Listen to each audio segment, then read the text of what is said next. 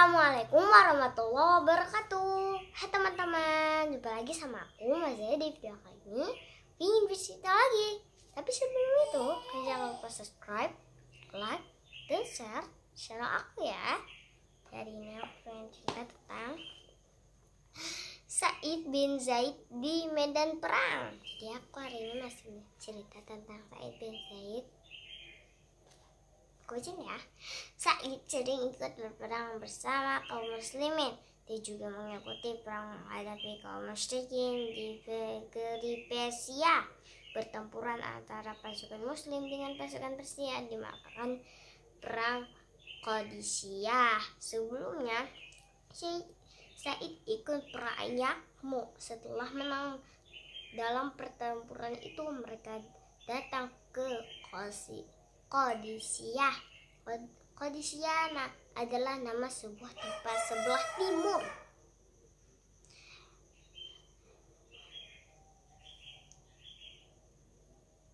Sungai Evok, Irak. Kala itu orang-orang Persia adalah para penyembah api. Para pasukan muslim mulanya dipimpin oleh Umar, tetapi Abdurrahman bin Auf tidak menyetujuinya. Jadi teman-teman, kaum yang menyembah api yaitu disebut kaum Qabil.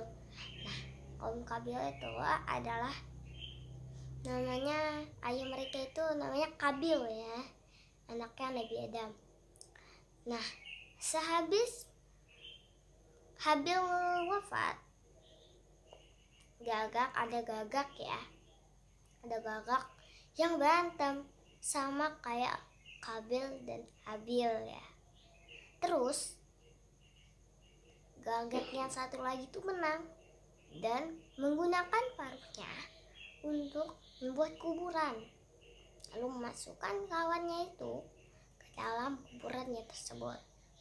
Melihat itu, Qabil merasa lebih bodoh daripada burung gagak itu. Setelah burung gagak itu pergi, Qabil mengikuti si burung gagak. Setelah itu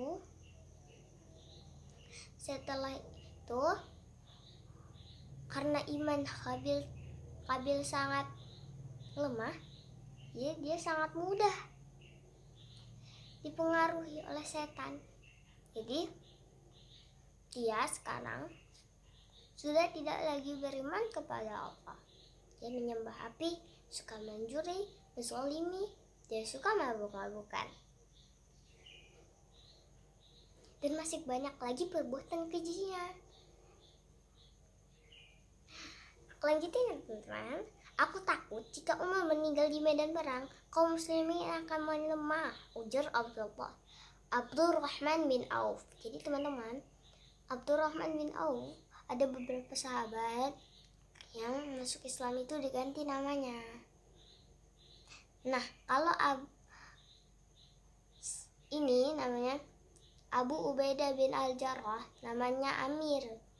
Ya, Amir. Itu nama aslinya. Ya, lanjutin ya. Oleh karena itu, di tengah perjalanan diadakan musyawarah untuk menunjukkan seorang khalifah pengganti posisi Umar bin Khattab. Siapa yang akan menggantiku? Tanya Umar bin Khattab kepada para sahabat. Aku tahu, dia adalah Sa'ad bin Abi Waqqas. Dia sangat terkenal dengan keberaniannya dan seperti singa. Itu jawab Abdurrahman bin Auf.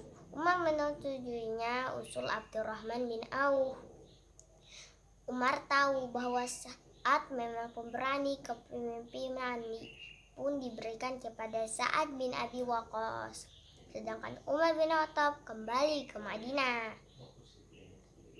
Pasukan Persia dipimpin oleh seorang panglima tertinggi namanya Rustum. Selain jumlahnya banyak, pasukan Persia pun sudah menyiapkan pasukan gajah. Persenjataan mereka jauh lebih lengkap. Sebelum pertempuran terjadi, diadakan perundingan antara pasukan Persia dan pasukan Muslim. Tujuan adalah untuk mencari jalan keluar lebih baik tanpa berperang. Namun berundi tersebut tidak membuat hasil. Pertempuran pun terlupakan. Pasukan Persia menyiapkan 100.000 pasukan. Mereka adalah tentara khusus disiapkan oleh Rustum supaya pasukan tidak lari. Kaki-kaki mereka dirantai. Meskipun jumlahnya pasukan muslim jauh lebih sedikit, kekhawatiran tetap menyelimuti Rustum. Panglima perang tertinggi Persia itu sampai mengenakan 2 lapis baju besi. Sebelumnya Rustum pernah memimpin kekalahan pasukannya. Peperangan terjadi selama beberapa hari. Hari pertama pasukan muslim menderita kekalahan.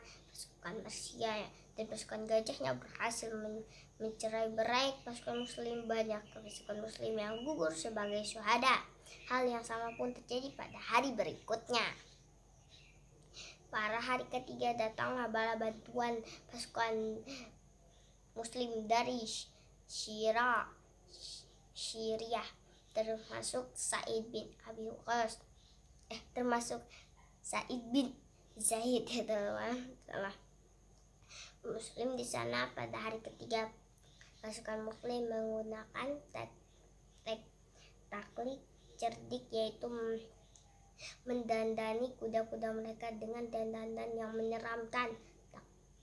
Taktik ini berhasil. Gajah-gajah Persia menjadi ketakutan dan melarikan diri. Banyak pasukan Persia yang tewas. Kali ini pemenang berada di tengah pasukan muslim.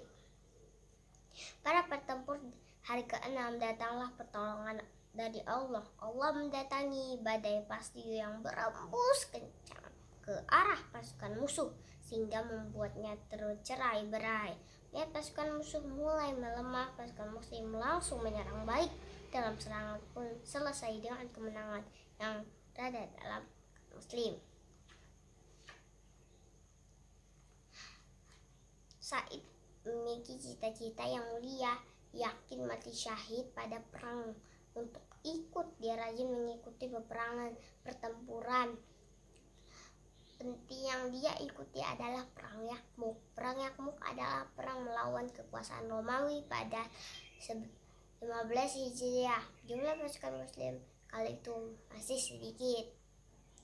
Perang Yarmuk merupakan penakluk pertama kaum muslimin di luar Arab. Setelah kemenangan itu, Islam masuk dengan cepat dan tersebar ke Palestina, Suriah, dan Mesopotamia.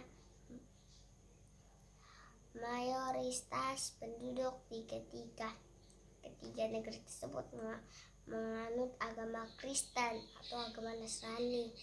Teman-teman, agama Kristen yang sering kita sebut itu bahasa Inggris, teman-teman. Jadi kalau bahasa Arab sama bahasa Indonesia, katanya si buku namanya Nasrani ya. Pertempuran ini dipimpin oleh Khalid bin Walid. Pandai dalam strategi perang. Perang Yarmuk terjadi pada masa Khalifah Umar bin Khattab. Jadi teman-teman, Khalid bin Walid itu pandai banget ya strategi perang, tapi dia itu ngajinya paling sedikit. Makanya pernah Umar bin Khattab radhiyallahu anhu pernah memutuskan agar Abu Ubaidah menggantikan panglimanya. Lalu Umar bin Khattab menyuruh Abu Ubaidah untuk menjadikan panglima. Abu Ubaidah menyampaikan surat tersebut kepada Khalid bin Walid. Nah, Khalid bin Walid membaca Quran. Kelanjutannya, perang Yarmuk dianggap sebagai perang paling dahsyat. Perang ini memegang peranan penting dalam sejarah perabatan dunia. Dengan jumlah sedikit, pasukan muslim mampu mengalahkan pasukan lawan jauh lebih besar. Hal ini terjadi pada taktik dan strategi yang jitu. Perang itu terjadi selama 6 hari penuh, 4 tahun setelah Rasulullah wafat. Perang yang terjadi di dataran sebelah timur Laut Galilea sekitar 65 km dari dataran tinggi Golan. Pasukan Yakub membuktikan jumlah pasukan bukan jaminan kemenangan. Saat itu jumlah pasukan Islam hanya sekitar 240 orang, sementara di pasukan Romawi 1.200.000. Tentara pasukan Romawi merupakan gabungan dari tentara Bizantium, orang-orang Amerika, Sevilla, Fresburg, dan Nasrani Arab Grazina atau Kristen ya. Melihat jumlah musuh banyak, rasa takut pun muncul. Saat itu Abu Ubaidah bin Al-Jarrah berpidato. Dia membakar semangat pasukan muslim agar tidak gentar. Sa'id bin Zaid maju menyerang lawan dengan gagah. Sa'id melompat dan menyerang musuh. Dia hunuskan tombak ke arah musuh. Tanpa rasa takut, kaum muslimin lainnya ikut bersemangat. Rasa takut yang sebelumnya dirasakan hilang seketika dengan maju dan gagah berani. Berkat strategi yang perang yang tepat, semangat yang tinggi, dan pertolongan dari Allah, pasukan Islam yang berjumlah jauh lebih sedikit yang mampu menumbangkan pasukan Bizantium. Saat itu pasukan tentara Bizantium dipimpin oleh Heraklius. Dia adalah pemimpin tentara Romawi. Saat perang berlangsung, Panglima Heraklius Gregorius Trones mengajak Panglima Muslim bertarung. Saat itu Panglima Muslim dipimpin oleh Khalid bin Walid. "Ayo kita bertarung," teriak Gregorius.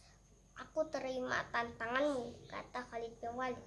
"Aku motivasimu berperang?" tanya Gregorius. "Allah," jawab Khalid. "Mantap." Tiba-tiba badan Gregorius gentar. Rupanya hidayah Allah masuk ke dalam dada sang panglima. Dia pun menyaru kembali pedangnya dalam hadapan ratusan prajurit Romawi. Dipimpin Panglima Romawi menyatakan diri masuk Islam. Dia juga belajar agama Islam sekilas dan sholat 2 rakaat. Selanjutnya dia ikut berperang di samping Khalid bin Walid. Dia melawan tentara sendiri. Tantangan panglima yang tak ditentukan terluka, akhirnya syahid di medan perang. Peperangan pun berhasil dimenangkan oleh pasukan muslim walaupun banyak yang menjadi syuhada. Sa'id bin Zaid ikut gembira dengan kemenangan kaum muslim. Berkat keberanian dan jasa-jasanya, Sa'id pun dikenal sebagai pahlawan Yakub. Sa'id bin Zaid selalu turut serta dalam berbagai peperangan, termasuk perang Takluk, Damaskus. Sa'id bin Zaid adalah saudara ipar Umar bin Khattab, namun dia tidak menggunakan hubungan tersebut untuk mendapatkan jabatan. Jabatan yang dia akan diberikan karena Sa'id bin Zaid memiliki kemampuan memimpin. Dia juga jujur dan berani. Meskipun begitu, jabatan baginya bukanlah tujuan. Dia juga tidak pernah berharap mendapatkan jabatan apapun kecuali berjuang demi Islam. Oleh karena itu, setiap kali dicalon untuk menduduki jabatan di pemerintah, saya selalu menolaknya dengan halus. "Biarkan orang lain saja lebih ahli," begitu tolak Sa'id. Ketika Damaskus ditaklukkan umat Islam, Abu Ubaidah mengangkatnya menjadi wali kota Damaskus. Sebelumnya dia juga sempat menolak jabatan tersebut, akan tetapi setelah didesak dan diyakini, Sa'id pun akhirnya mau menerimanya. Apalagi saat itu Damaskus memerlukan pemimpin seperti Said untuk menyebarkan Islam. Atas nama perjuangan Islam, Said pun menjadi wali kota di sana. Dialah wali kota pertama sejak kota itu dikuasai Islam. Kota Damaskus merupakan salah satu kota di Bizantium yang paling indah. Kota indah itu menyimpan kekayaan yang besar. Kain itu jatuh di tangan Muslim saat memimpin kota besar tersebut dengan baik hingga tercapai kesejahteraan dan keamanan bagi seluruh penduduk. Damaskus merupakan ibu kota Syria. Damaskus dikenal sebagai kota tertua di dunia. Kota tersebut terletak di tengah-tengah antara 3 benua, yaitu benua Asia, Eropa, dan Afrika. Kota itu diapit 4 negara, yaitu Turki di sebelah utara, Irak di timur, Jordania di selatan, dan Lebanon serta Laut Tengah di sebelah barat. Selama pemimpin di Damaskus, keadaan penduduk menjadi aman dan sejahtera. Said pemimpin adalah penuh amanah. Dia tidak terjadi korupsi. Dia memegang teguh kebenaran. Masyarakat Damaskus sangat mencintainya.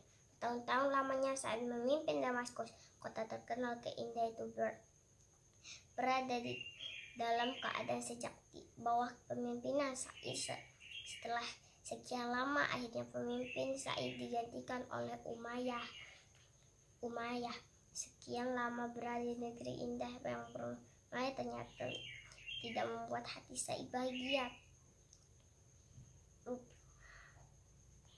Ada suatu yang mengganjal dalam hati. Yang merindukan sahabat-sahabat lainnya, pernah turut berjuang dengannya. Dia juga merindukan Madinah, tempat dia berjuang bersama para sahabat lainnya. Sayangnya mereka juga pergi menghadap sang Khalid.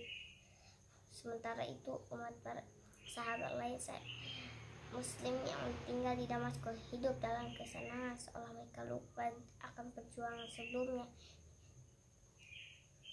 dan lupa akan nilai-nilai Islam. Said merasa gundah. Dia ingin pulang ke Madinah. Ketika usianya telah uzur, Said memutuskan untuk kembali ke Madinah. Saat itu kota Madinah dipimpin oleh Marwah bin Hakam bin As. Selama di Madinah, Said lebih banyak beribadah di Masjid Nabawi. Dia di sana selalu menunaikan sholat 5 waktu secara berjamaah.